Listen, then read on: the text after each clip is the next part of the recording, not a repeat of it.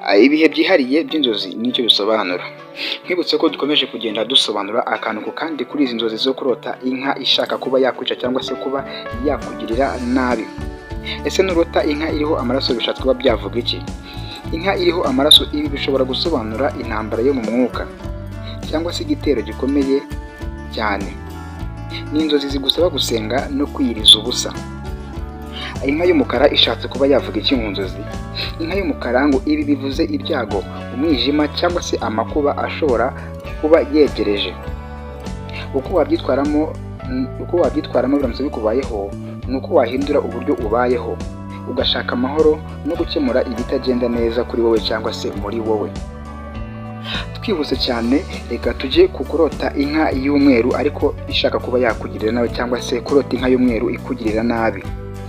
Ibi bishobora gusobanura ko hari umugisha wari witeze ariko ushobora guhinduka ikibazo kubera kutitwararika neza cyane. Hano hantu tuhumve neza cyane ngo kurota inka y'umweru ishaka kukugirira nabi, ibi bishobora gusobanura ko hari umugisha wari witeze ngo ariko ushobora guhinduka ikibazo cyangwa se ushobora kuba wahinduka ibyago kubera kutitwararika neza cyane. Ndizera ko turimo kugendana akantu ku kandi kabisa, uri kugenda usobanukirwa buri kimwe cyose turi kuba twavugira hano muri kino kiganiro cyacu. Njyewe ndi Aizo, umusobanuzi w'inzozi zanyu mu buryo bwimbitse kandi bwumvikana. Ya rero nimba tugiranye kuri uyu munota, ndagusabye ngo ukore subscribe cyangwa se ukande subscribe, share ndetse na comment. Hari ukuntu ubigenza ugahita ukanda like, then ugahita usharinga cyangwa se usangiza kino kiganiro abashuti bawe bagiye batandukanye, by'umwihariko mu magroupe. Ndizera ko mwese mubizi cyane. Reka dukomeze n'izi nzozi zacu nyine zo kuburota inka ishaka kuba yakwica cyangwa se kuba yakugirira nabi. Kurota inka kwirukaho bifite ubusobanuro bugera kuri butatu, ariko ngiye kubukubwira mu buryo bwimbitse, mbuvugeho neza cyane nta na kimwe nsimbutse. Ese wise wibaza uko wakwitwara nyuma yo kurota izi nzozi cyangwa se kurota inzozi nk'izi? Tugiye kure byose tubivugeho neza cyane. Hello, what's popping Kigali, it's your boy Hatari Aizo, umwe bavuze bumvikana hirya no hino, inshuti y'abadamu ndetse n'abakobwa. Comedy number 1, comedy wagwan, comedy starboy, comedy CEO, comedy nyirabyo. Je suis général w'Ikigali, comedy Aizo in the place on my call. Wabyanga wabyemera. Rero mwese bahaye ikaze aho muherereye mwese, haba abari mu Rwanda ndetse n'abari ibwota amasimbi, mwese muhaye ikaze. Jewe ndi Aizo, umusobanuzi w'inzozi zanyu mu buryo bwimbitse kandi bwumvikana neza cyane. Rero uyu munsi naje ngo tugire ibyo tugenda tuganiraho gake gake, ibintu bikomeza kuba byagenda neza. Rero wowe tugiye kujyana cyangwa tugiye kubana mu kiganiro, icyo usabwa ni kimwe, ibindi byose bigahita bigenda neza cyane. Banga ikintu ugiye kubana gusaba nta masegonda 3 uri bugikore, ni nko guhumbya. Kanda subscribe, ukore cyase ukande na like, comment ni hame, then uze ko basharinga mu magroupe uherereyemo, ubundi twikomereze cyane. Yego rero mwese mbahaye ikaze cyane bakunzi ba Gato Challenge TV. Nge nababwiye ko ndi Aizo, umusobanuzi w'inzozi zanyu mu buryo bwimbitse kandi bwumvikana neza cyane. Uyu munsi tugiye kurebera hamwe inzozi zikunze kugaragara cyangwa se zikunze kuba zaboneka ku bantu benshi cyane. Izo nzozi nta zindi ni ukurota inka ikwirukaho cyangwa se ishaka kuba yakugirira nabi, rimwe na rimwe ikaba yanakwica. Iyi nzozi tugiye kuba twayivugaho akantu ku kandi. Iyi nzozi ikomeje kubabaza abantu bamwe na bamwe, bakayibona inshuro nyinshi cyane mu nzozi zabo. Uyu munsi tugiye kurebera hamwe icyo bivuze mu buryo bwimbitse, haba mu buryo bw'umwuka ndetse no mu buryo bw'umuco ndetse no mu buzima bwa buri munsi cyangwa se mu buzima busanzwe. Reka turebere hamwe icyo inka isobanuye mu nzozi ndetse n'icyo isobanura mu muco ndetse no mu buryo bwa rusange. Ubundi mu busanzwe inka ni ikimenyetso gikomeye cyane nko mu muco nyarwanda. Inka zifite agaciro gakomeye cyane. Rero ni ikimenyetso cy'umugisha, ubutunzi, amahoro n'imibereho myiza. Iyo uramutse urose inka cyangwa se urose inka cyane cyane iri mu bwitonzi cyangwa ikureba ituje, bishobora gusobanura imigisha iri hafi kuba yakugeraho cyangwa se imigisha iri hafi kuza. Urumva ni byiza cyane. Aho uhise wibaza ngo ese uramutse uyirose noneho yarakaye ishaka kuba yakugirira nabi, bishatse kuba byavuga cyangwa se byasobanura iki? Humura ndahangaha ngo ngufashe. Ariko irose inka itari y'amahoro ikwirukaho ishaka kuba yakugirira nabi, nko kuba yakwica, ibi bihindura isura y'iyi nzozi cyane rwose. Inka y'amahoro ikaba imbarutso y'ibibazo koko. Ni ukuvuga ngo ibisobanuye ko hari ikintu gikomeye ubuzima bwawe kiri kuguhungabanya, nk'ikintu wari witeze nk'umutekano wawe kikaba kigiye guhinduka ikibazo kinakomeye cyane. Sinizere ko muri kugenda musobanukirwa izi nzozi kabisa zo kurota inka ishaka kuba yagenda ikugirira nabi cyane, muri kugenda musobanukirwa akantu ku kandi.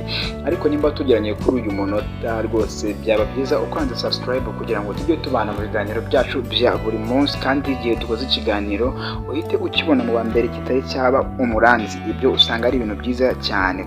Rero nk'uko nabivuze, inka kurota inka ikwirukaho ibi bifite ubusobanuro butatu bwimbitse, akaba ari impamvu tugiye kuba twabuvugaho cyangwa se twavuga ingingo imwe ku yindi kuri ubwo busobanuro. Rero kurota inka ikwirukaho, dore ubusobanuro butatu bw'ingenzi tugiye kuba twakwibandaho. Ingingo ya mbere, ubwoba bwo guhangana n'ibikomeye. Ngo ushobora kuba hari ikibazo cyangwa se inshingano wumva zidashoboka, ziguhiga ariko ntubashe kuzihunga. Nko kuba ufite umutwaro ukomeye mu buzima, mu kazi, mu mibanire cyangwa se no mu muryango wawe bwite. Neza, reka ino ngingo ya mbere muyumvise neza cyane. Reka twihute tujye ku ngingo ya kabiri, kubura umutekano mu buzima bwawe.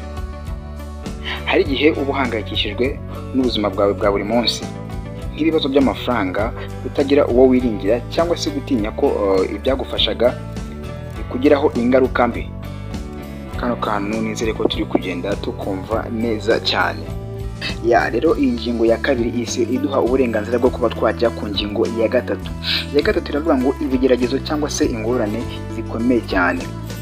Ngo iyo inka igufashe cyangwa se ikakwica, ibi bishobora gusobanura ko hari ikibazo gikomeye gishobora kukugiraho ingaruka mbi cyane. Hari n'igihe bishushanya ibigeragezo bikomeye biri imbere yawe cyangwa se biri hafi yawe. Mu yandi magambo, hakaba hari nk'ibibazo bikuziye. Ndizera ntashidikanya ko wakomeje kugenda wibaza uko wakwitwara nyuma yo kurota izi nzozi cyangwa se kurota inzozi nk'izi. Icya mbere, ntutinye cyane. Inzozi ziba ari ubutumwa. Akenshi inzozi nziza zikwereka ibyo ugomba guhindura cyangwa se kwitaho. Kandi tukiri aho, nimba nawe ujya urota inzozi ukumva ugize ubwoba bukomeye cyane cyangwa se ugize umutima uhagaze, icyo nakubwira ni kimwe gusa: jya uza hano muri komenti unyandikire cyangwa se umpamagare kuri nimero yanjye tubiganireho, mbashe kubana gusobanurira icyo izo nzozi zishatse kuba zavuga. Dore ko inzozi zose zitari ibihuha, kuko hari n'iziba ari ubutumwa cyangwa se zifite icyo zitubwira. Reka dukomeze rero kugenda turebera hamwe icyo ugomba gukora nyuma yo kurota izi nzozi. Tukaba tugiye ku kantu ka kabiri. Kuri kabiri haravuga ngo senga usabe kurindwa. Niba wumva ari nk'igitutu cy'umwuka, saba Imana ikurinde ibigeragezo ndetse no kwibasirwa n'umwanzi. Ibyo bihita bitujyana kuri gatatu. Reba neza ibyo urimo mu buzima bwawe cyangwa se ibyo urimo mu buzima. Ushobora kuba ufite abantu bakugambanira cyangwa se ibintu urimo bikurushya. Ibi byose bishobora kuba ari byo inzozi zagendereye kukwereka.